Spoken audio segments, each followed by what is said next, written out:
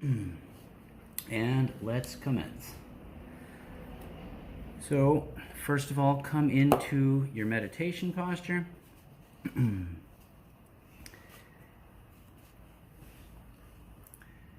come into contact with your points of contact.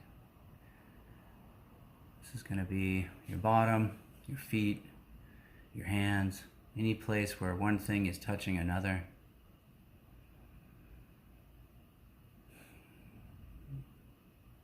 And take just a moment to offer up some appreciation. Any point of contact is a point of relationship, and any relationship is going to involve give and take. So if you are sitting down on something, there is something pushing back. Supporting you. And then before we get too far, I'm going to ask you to open up your eyes for just a minute or two here and look around the room, and particularly take note of light. So in previous meditation, we have looked for the space between objects, and this is somewhat related to that. We're going to look for sources of light, perhaps a lamp, perhaps a window, but also let your eyes sort of soften and your gaze scan the room and notice what light is doing inside the room you're in. It will bounce off walls, it will illuminate things from the front, from the side. So there is a very realistic sense in which we are bathed in light, in which we are surrounded by light. If I can see you and you can see me, then what you are seeing is largely light that is bouncing off of us. And so if you can see yourself on the screen, or if you can see either of us, then you can see the same thing is happening. You are literally shown to be real. Whatever you are, wherever you are shown on the surface through this light. And there is light happening all around you. And the light, we know from physics, behaves like a particle, behaves like a wave, behaves in a manner that does both things according to how we understand things. So typically when that happens, the larger picture suggests that we don't really understand entirely how it's working, but we can model some things one way and we can model the same thing the other way and get different results. But the light around you is typically both energetic. It carries just a little bit of heat. It carries light itself. It is definitely moving. It moves from one place to another. And at the scale that we understand and experience things, it is absolutely positively still. So it's moving at the speed of light, but there is no way to detect that movement. We experience it as something that happens. And we experience radiance. We experience luminescence. So feel free to take that inside for a minute and just consider the possibility of luminescence and of light.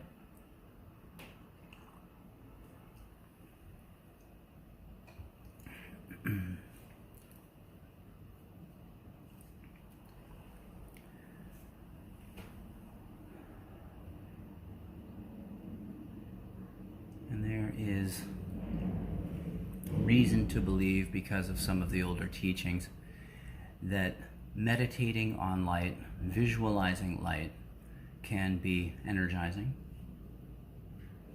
And there is the thought that the perception of light influences the perception of awareness, and that awareness itself can be brightened, can be sharpened. alertness and aliveness can be heightened through paying attention to light, through perception of light, whether it's inside or outside. So we're bringing a lot of light into the meditation today.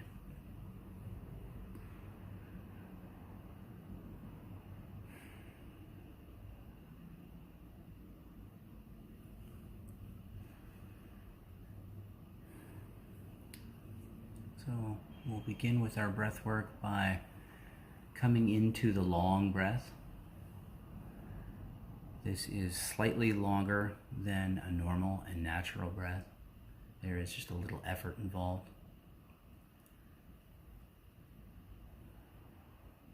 And take note of the way that your in-breath moves and impacts your body. And we can start with the nostrils, where the air first comes in. And notice the physical sensations as the air enters your nose and makes contact with the surface of the inside of the nose.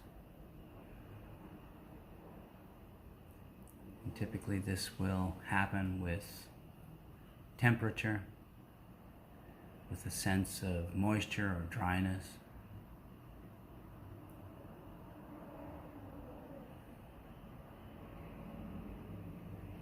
And often if the sensation on the in-breath is fairly strong, because the air feels cool or because the air feels dry, but sometimes that sensation will be accompanied by a sort of para-sensation or a visualization that arises, that the in-breath is lighter than the out-breath.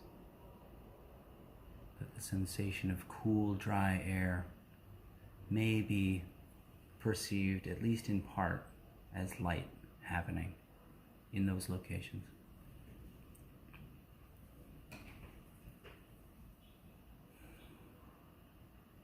And as you continue with the long breath, begin to track the in-breath as it enters the nose and hits the sinus and reaches the back of the throat.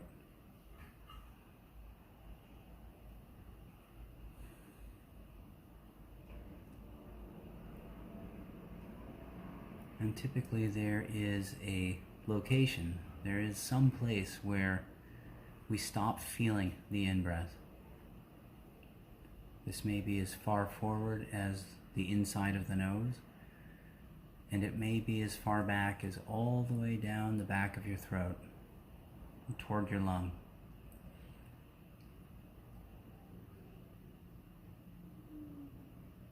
So spend some time tracking the in-breath and finding that spot, the very last spot where you can feel the in-breath.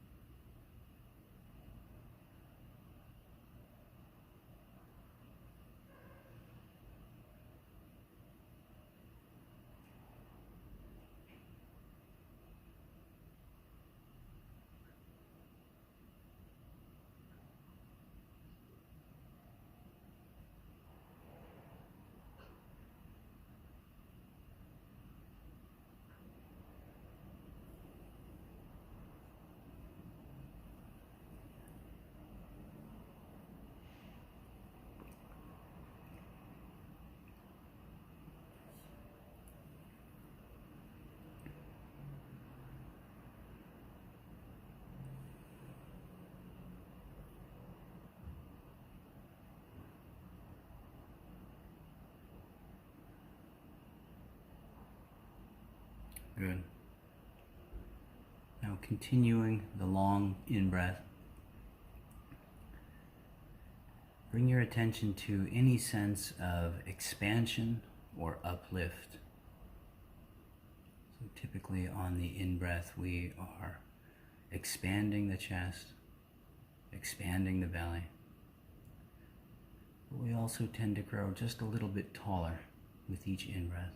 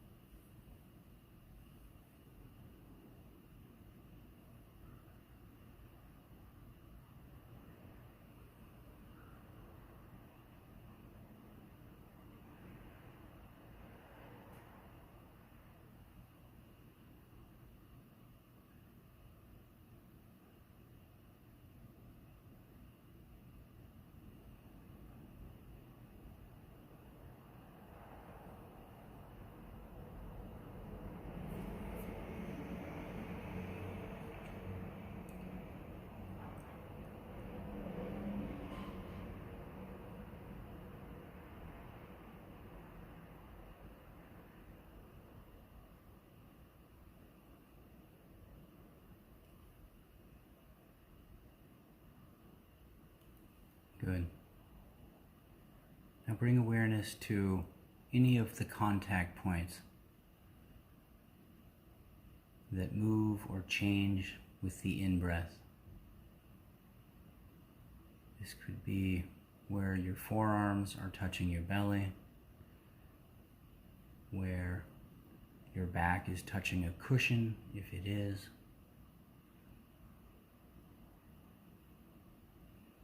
where the skin is touching the cloth of your shirt.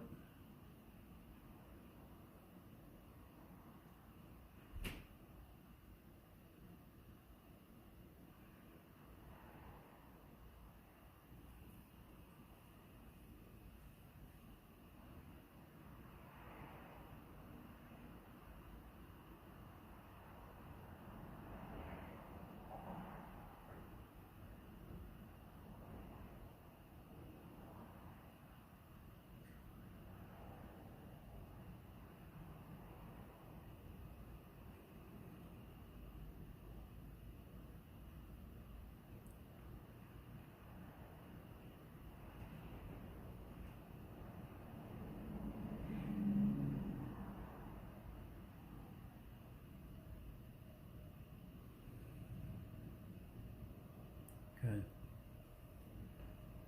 Now bring awareness to the area below your belly button, all the way through to your spine, and the entire bowl shape of your pelvic floor and your lower abdomen, including your belly.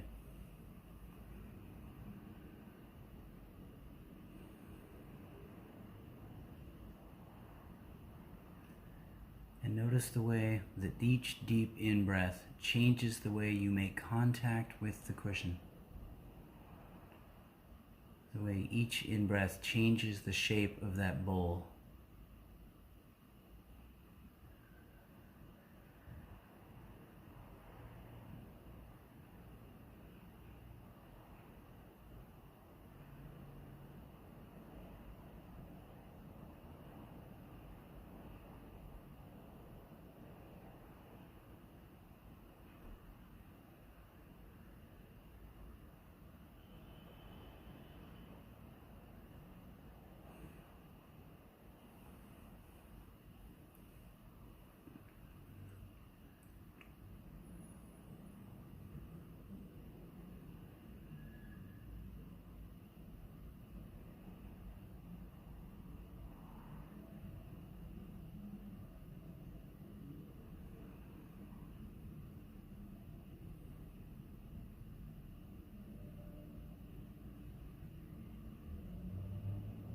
Good.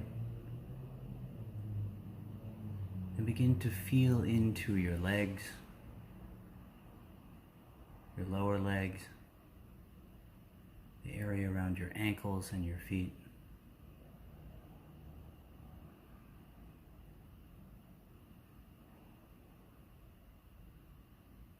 And see if it's possible to detect any change, any sensation in your legs or feet that accompany the in-breath.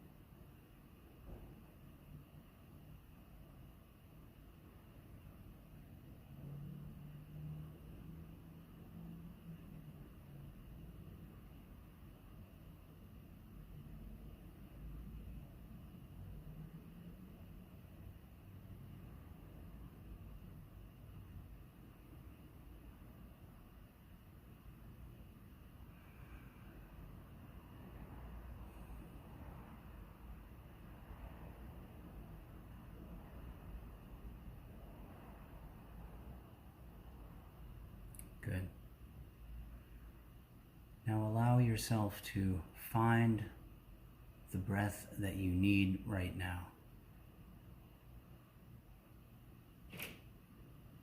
Or perhaps allow yourself to find the breath that needs you right now.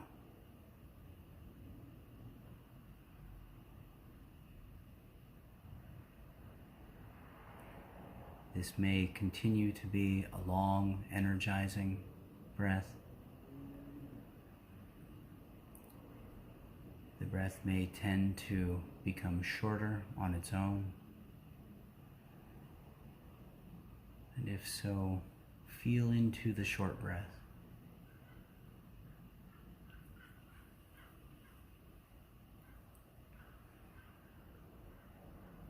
And then feel into whatever breath arises and happens for you, whether it is short or long, deep or shallow, smooth or ragged.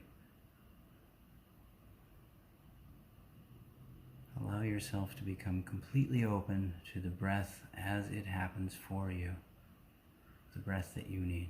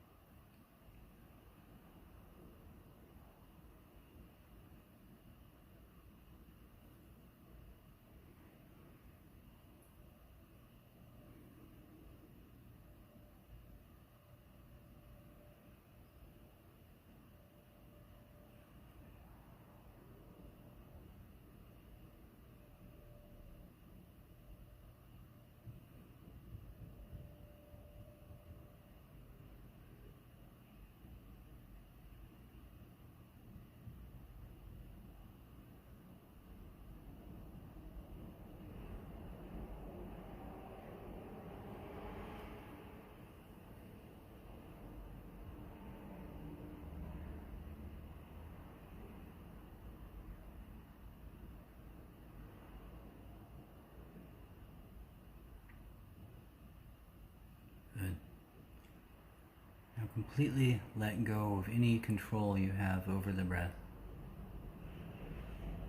And allow your breathing to breathe you. And bring your full attention to the sensations of the in-breath as it comes in, the out-breath as it goes out. And take note of the whole upper body. Any sense of movement, any sense of expansion or falling.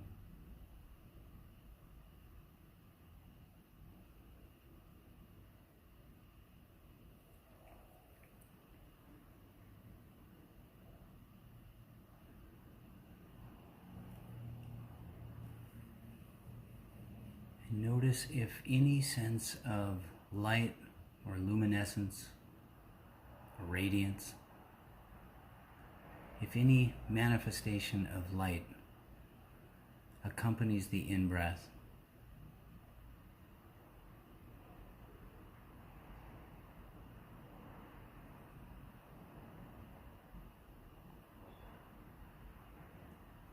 It may be helpful to Draw on visualization and picture light coming in as the in-breath,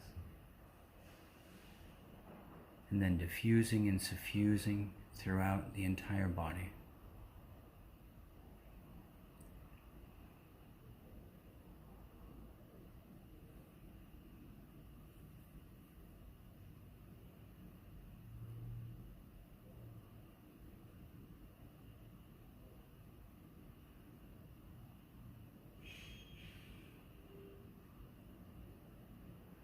With each in-breath, your blood becomes oxygenated. The heart pumps the blood throughout the body. Oxygen and light and relaxation reach every part.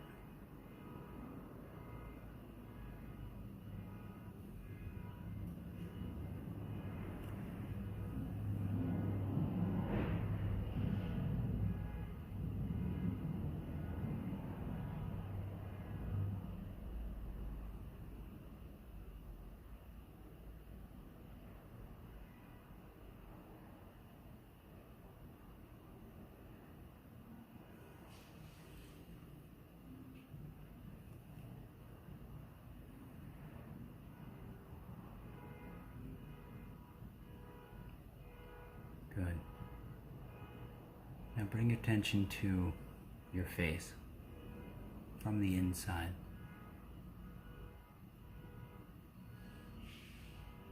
As you continue to relax and release the muscles around your eyes, the muscles around your mouth, your jaw muscles. As you release and relax, blood flow increases. Oxygen-rich blood flows into places where it may not have. Any and all of this may be accompanied by a sense of light,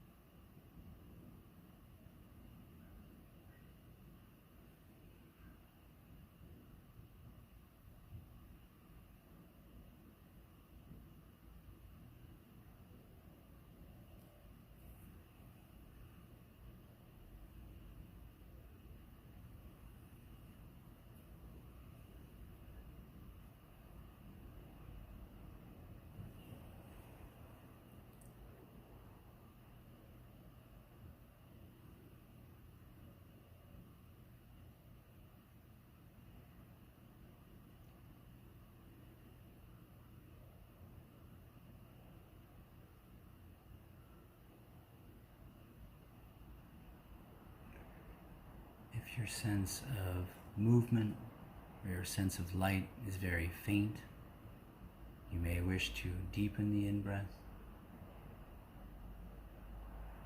If the sense of luminosity in your face or skull is quite strong,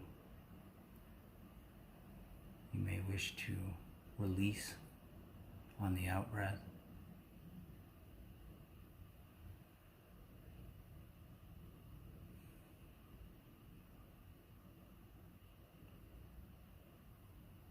Or you may wish just to stay with whatever is happening.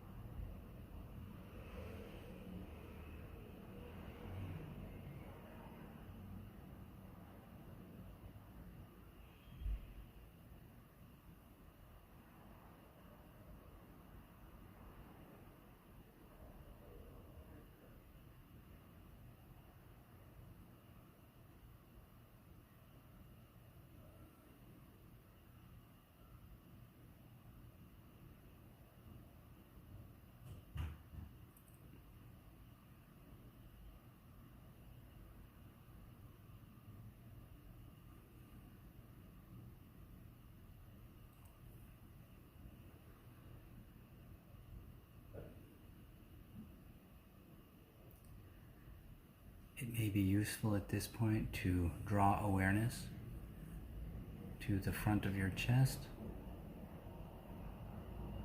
the area, the space between your shoulders. Notice if there is any constriction or any holding there, and let that go. But also notice that that area may rise or move with each in-breath. And then check for any sense of light or energy that accompanies the breath.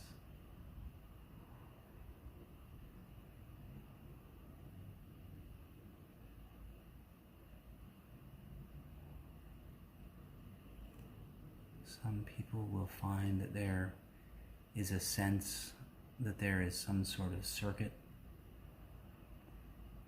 that energy moves back and forth between the hands, through the arms, and across the chest and shoulders.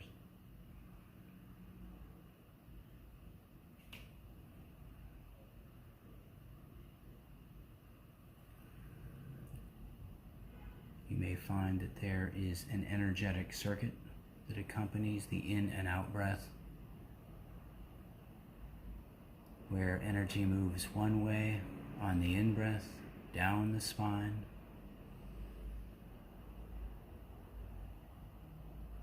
and energy moves another way on the out-breath, sometimes up the spine.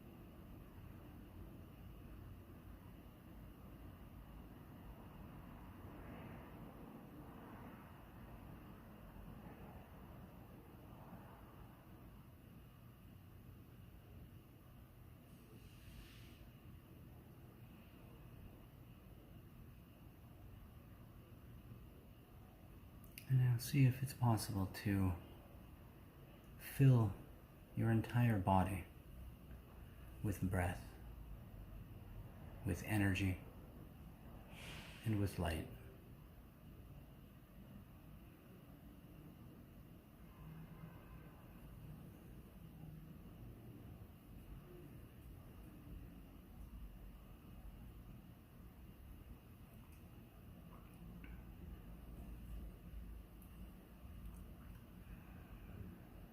If there is any portion of your experience that is constricted or is calling for attention,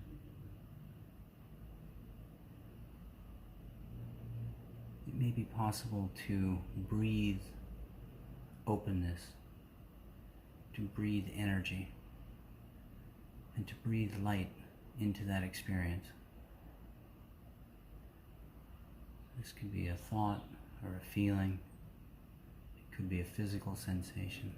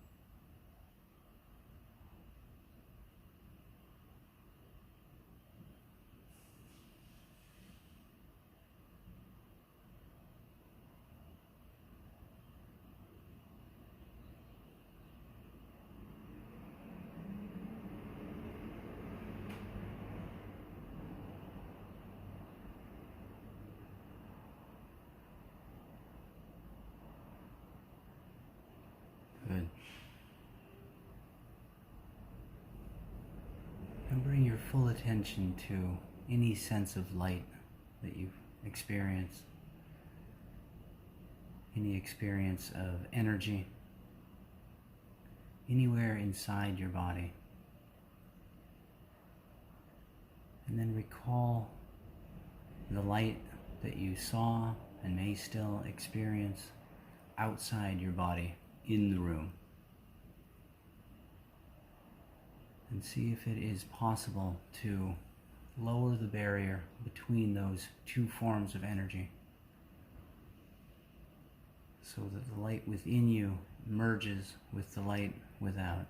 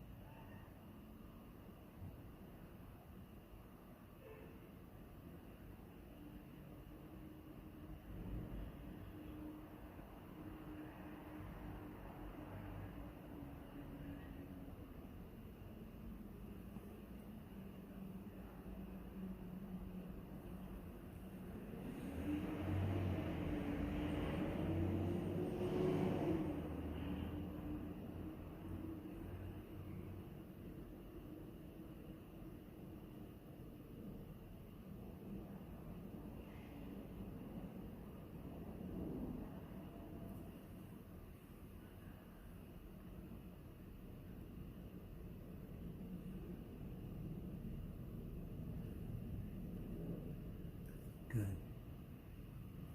Now, if there is anything at all that is holding on or constricted in any way, see if it is possible to release that, to relax, to let go a little further.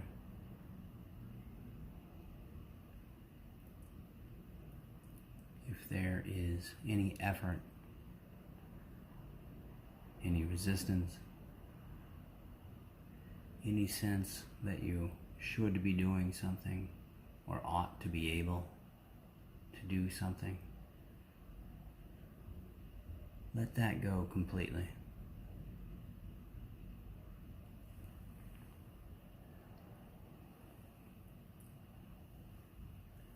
Breathing will continue without any input from you. Sensation will continue without any input. Any sense of lightness or energy, any movement, will all continue without any input. And awareness of these things continues without any effort at all.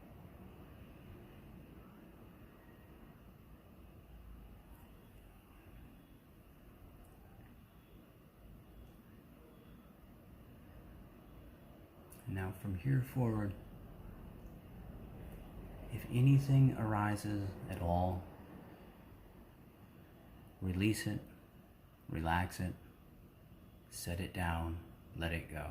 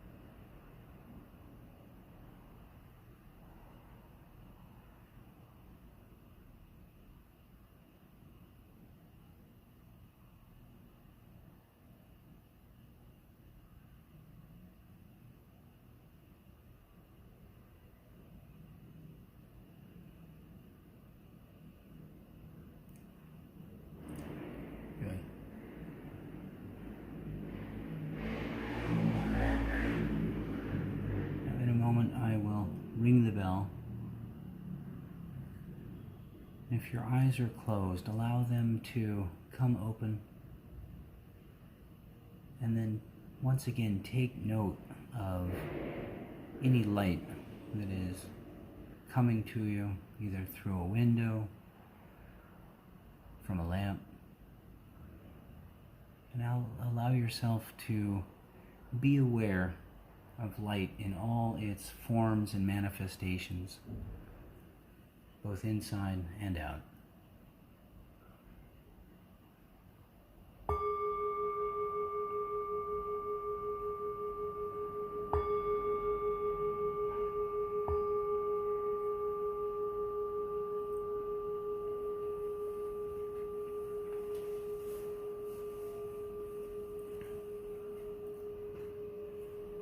Feel free to come back slowly at your own pace. There's nowhere to go, nothing to do.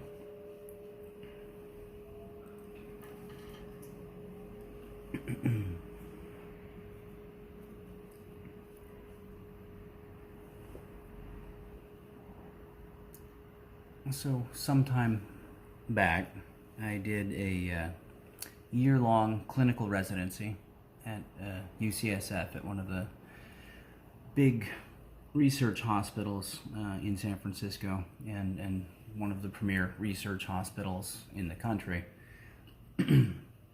And in the course of being a resident chaplain at the hospital there, I had my area was a substantial chunk of the hospital, and I covered among other things, a transplant ward and a one full ICU, and there were several ICUs on different floors. And so I got to see a lot of people, I got to meet with lots of folks, sometimes as many as 40 to 60 a day. And typically speaking, these folks were not having their best days. They were in a big, intense tertiary hospital, sometimes doing things that weren't available elsewhere, and sometimes undertaking treatments or a level of care that is very, very intense, that basically is using machinery and meds to keep people alive. And so I saw lots and lots of people, and I saw a lot of people who were struggling a lot with all the manifestations of sickness and old age and impending death. And I saw a lot of people die. And so I saw them, and I saw family members, and interacted with these people, many people this way. And across my travels in that realm, it became apparent at some point that there was a group of people within that bigger population of people who go to the hospital. There was a group of people that I was identifying one by one as I met them and as I got to know them, that had a character or a quality or something about them that was substantially different than the others. And the term that I would use for this is luminous. That there were people who, regardless of how sick they were, how close to death they were, or if they were there with family, how sick or close to death their family member was, that they somehow retained or continued to build, radiate this sense of light, this sense of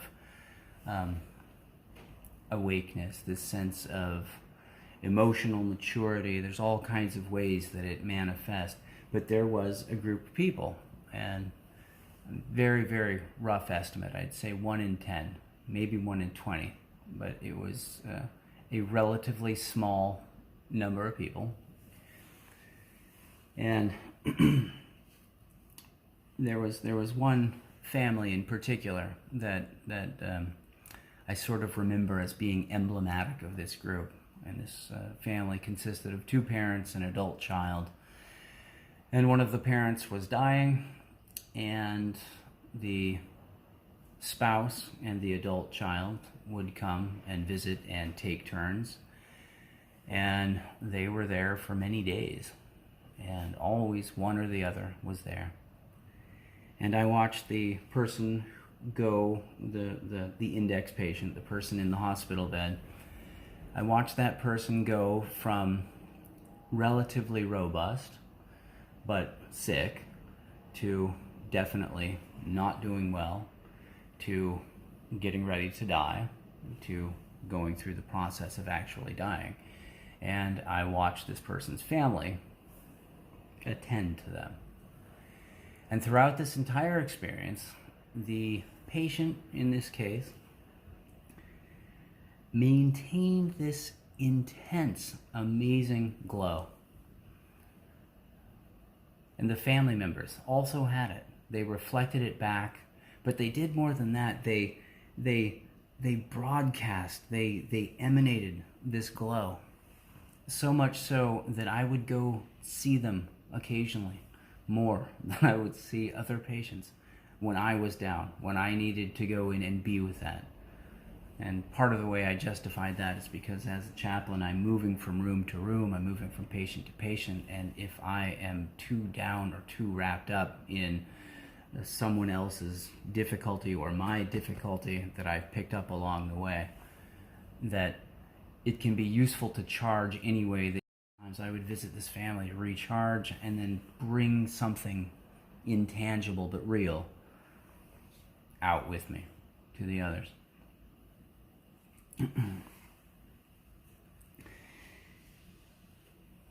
And these folks that were somehow different, that had this kind of luminosity to them, after over a year of doing this, after meeting lots and lots of people, I was still unable to define or capture exactly what they had in common. Because by the end of it, there was almost nothing that they did have in common. These folks came from different cultural backgrounds. They represented different religions or no religion at all. But they all appeared to have something that was working for them. And one of the most important lessons I learned was that in working with people as they go through difficulty, and with working with myself as I go through difficulty, that the solutions are always idiosyncratic. They are always personal. They are always completely personal.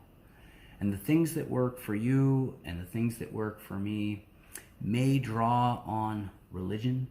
They may draw on other facets of life. They may draw on ethics or philosophy or anything.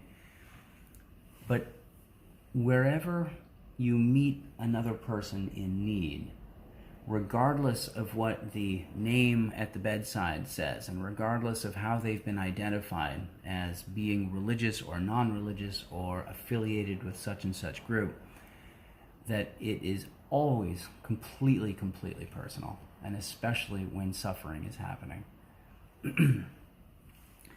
And so while I couldn't identify anything in particular that these folks had in common, I was able to identify this larger sense that one way or another these folks were making it work for them. And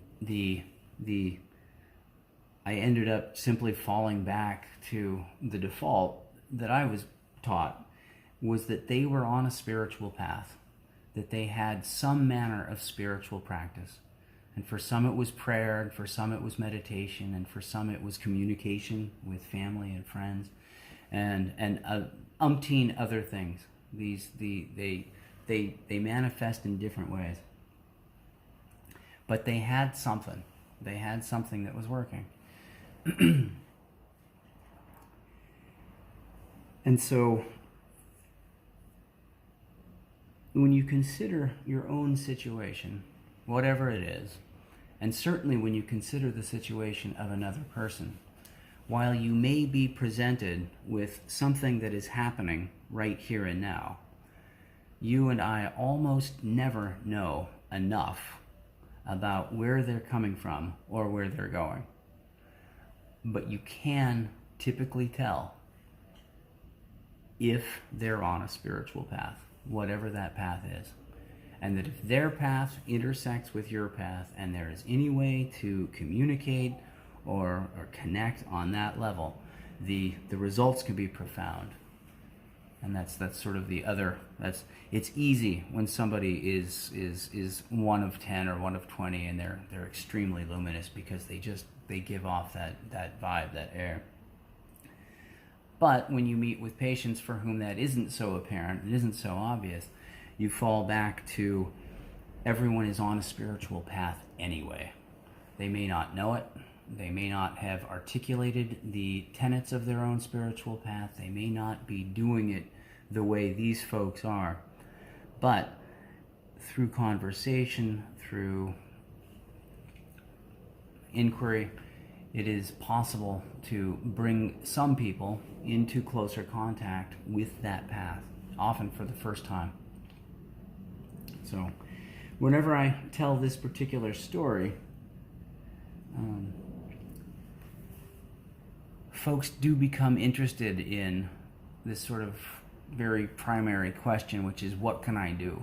How do I be on the spiritual path? How do I do that thing that makes me one of the luminous people, the bright people?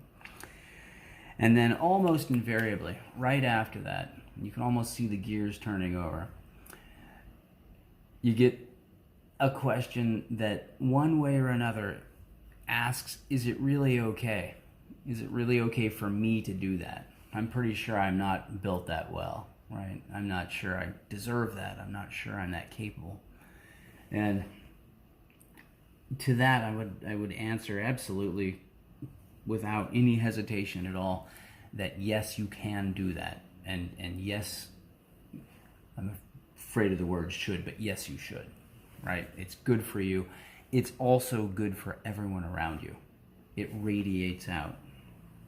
And so the desire to count yourself among one of the luminous people, one of the people who is very overtly on a spiritual path, someone who knows what their values are and embodies those values, someone who knows what their principles or their needs, someone who's very clear and grounded in who they are and what they want out of the world that way. All of that is okay. All of that is much beyond okay. It's good stuff. So, one of the ways that we were talking about path last week was in terms of shamatha and vipassana. And so, with all of this in mind, with the idiosyncratic nature of individual personal paths, I want to couch everything that follows with the disclaimer that this is one way of articulating how the Dharma is organized. This is one way of articulating a spiritual path or a type of spiritual path. And in no way would I claim that this is the right way or the only way. But it is, in my opinion, very powerful medicine. This is good stuff. And take what you want, take what you need, and set the rest down. You may find that there are pieces that you come back to, and you may find that the whole thing just makes sense. And sometimes that works really well. And this is a program that has been, I would say, honed over at least 500 years and then further refined and expanded on over 2,000 more years. So I'm pretty sure it's pretty solid. So if we look at shamatha and vipassana, there is one layer of interpretation and understanding that works on that is very, very, I would say, mechanistic in its nature. It tends to be concerned primarily with meditation and meditation only. And that's in vogue now, especially in the West or in any place where meditation has passed through the filter of secular mindfulness and then is being brought back. That we talk about the spiritual path and the progressive path of meditation as if they're the same thing. And I'm not saying they're not the same thing, but that's not the whole story. So we'll start there at least. So in shamatha, or calming or tranquility, the very first goal, the first priority is tranquility. It's calming the body, it's calming the heart, it's calming the mind, right? And doing these three things is done for the very specific purpose of developing very calm, very stable concentration, samadhi. Okay, and then samadhi is then the ground for vipassana to arise. So when we calm the body in meditation, we are looking for that weird and rare trance-like state in which the body is effectively the same as it would be if we were asleep.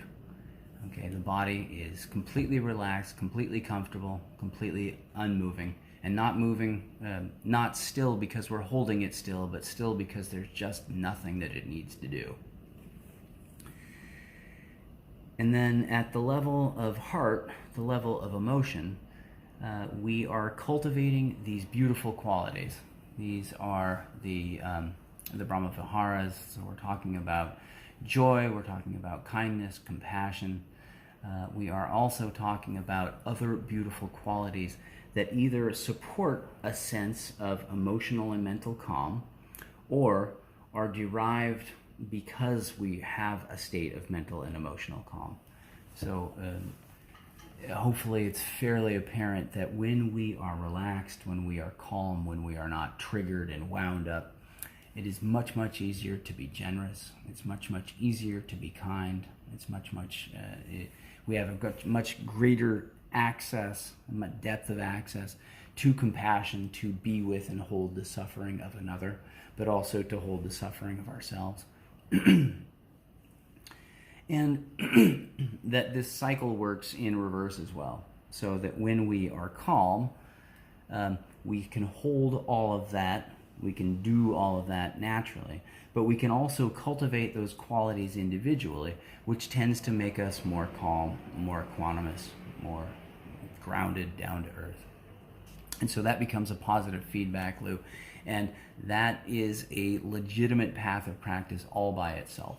Right? It usually gets taught in terms of metta, but any one of the Brahma Viharas can be drawn into a full set of practices. And then, having calmed the body, having calmed the emotions, or having cultivated these beautiful qualities, these beautiful emotions, we have a much greater ability and access to work with the mind and to allow the mind to become still, to become relatively quiet, and to become somewhat malleable and biddable. So that if we say we're going to put our attention on point X, we can put our attention on point X. If we say we're going to pay attention now to the arising and passing of mental phenomena or of emotional phenomena, that we can do that. Because the phenomena themselves tend to be coming more slowly, a little more faintly, and because I've lost my train of thought. In any case, the things come more slowly, they come a little more gently, and we are able to track them. And when we track them, we're able to see and experience that these things happen, whether they build slowly or they simply burst into awareness, and whether they stop suddenly or whether they fade away. They arise and then they stop. They start and they persist for a little while and they go away. And this thing, this phenomena of starting and stopping, of appearing and disappearing, of not existing and then existing for a little bit and then not existing again, gives us the first gateway, the first entry point, the first access to experiencing vipassana or insight, and really experiencing the very first level of insight, which tends to be taught as impermanence. So we can see that these things keep changing and keep moving. And you can think that, you can work with that intellectually, but it's another thing to slow way down and experience the things coming into existence and then going out of existence. And there are facets to the insight that comes with that, right? There is this idea of impermanence generally, but then there is also this sensibility that if things are popping in and popping out, then none of those things can be taken as particularly solid or reliable, right? So we drop down through these layers of insight and experience. And what people relatively early in their meditation path will often find is that you can go fairly deep on occasion and experience some of that stuff directly, but it doesn't have a tremendous amount of lasting impact. Okay? That's where we come back over to the shamatha side, to the cultivation of these qualities, where we can think of the calm, the shamatha side, as we're doing all this work to tend to our garden. We're tending to the soil, we're tending to the mix, we're tending to the amount of sunlight it gets, all kinds of stuff that we're looking at over on the shamatha side, so that when vipassana happens, it's happening in this really fertile area. And that insight as an experiential thing grows. It doesn't just fall onto hard earth and dry up and wither and go away. And this is actually this is a very hotly debated topic in current Buddhist studies and among practitioners and among teachers. There's a school of thought that says you have to practice shamatha first. You have to do a certain amount of calming, you have to do a certain amount of concentration, you have to do some stuff to prepare yourself to receive the wisdom that vipassana insight produces. Okay, that's called wet vipassana. And then there's a whole school of thought coming primarily out of Burma that says it is important, it is necessary to pick up vipassana practice as early as possible, and you can work on the shamatha later. And this is known as dry vipassana. So there are some teachers that will sit you down and will get you very, very quickly into asking and observing, watching impermanence, and then watching, if it happens, this sort of the cessation of experiences, this attenuation or fading of mental formations. And for some people, that works really well. There are some minds that just drop right in and go forward with that. Invariably, they hit a point where they need to do shamatha. Okay, it really doesn't matter which one you do first, but different people require different things.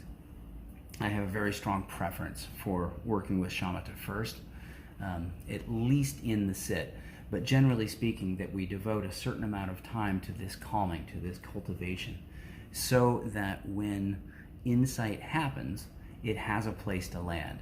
But also because it allows this, when we imbue ourselves and when we, on a larger scale, when we associate with people who are living this way, with kindness and generosity and openness and love, that the safety that we need, the comfort that we need to allow things to actually fade and disappear like my hand, is there. Without that comfort, for a lot of people, it simply isn't possible to go there, right? And one of the ways that comfort comes up a lot, and the way that constriction comes up a lot, is people experience sensations in their body that are one way or another, they're difficult. Shamatha allows us to open up, the practice allows us to open up and bring comfort and kindness to those places. If we go straight vipassana, there are people who simply don't notice or don't have trouble with their knees aching, or if they do have aching knees, they have some characteristic of mind that allows them to simply override that and keep going, right? I don't want to call it machismo exactly, but there is something, there are some kinds of mind that say, okay, my back is aching a ton, and I'm just going to be okay with that, and I'm just going to keep going. Whereas there are some people who need to actually actively work with the back, and then the back, whatever pain is arising, becomes a locus for developing both these beautiful characteristics, but also the sense of impermanence, the sense of fading, because those sensations do tend to go when we give them enough attention. Wow, we got to 7 o'clock in a hurry today. So just to tell you where we're going, at least for a little bit, this idea that shamatha and vipassana describe the path, describe a version of the Buddhist path, solely through meditation, okay, leaves out these other layers. And the layers that I want to talk about next week are the layers that we would consider path, okay? And path definitely gets brought out a lot of different ways in Buddhist religious expression, right? We have the Eightfold Path. We have various paths of practice that we examine outside this sort of narrow band of meditation. And I'm very keen to move, at least for a little while, in the direction of spiritual path, because it does so much more. Because we are not simply meditators that are instantly cleansed and clarified because we spent an hour on the pillow, but we go out in the world. We go out and spend the other 24 hours of the day doing something else.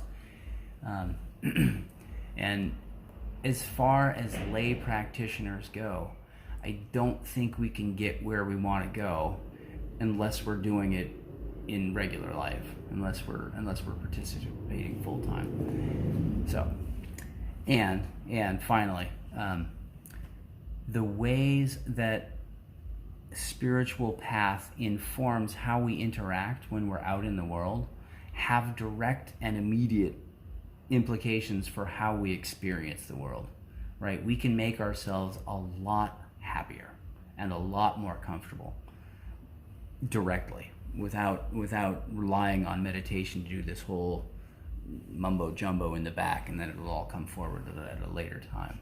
We can do things today that affect today. So we are at time, but I'm totally open to questions or any observations, reports.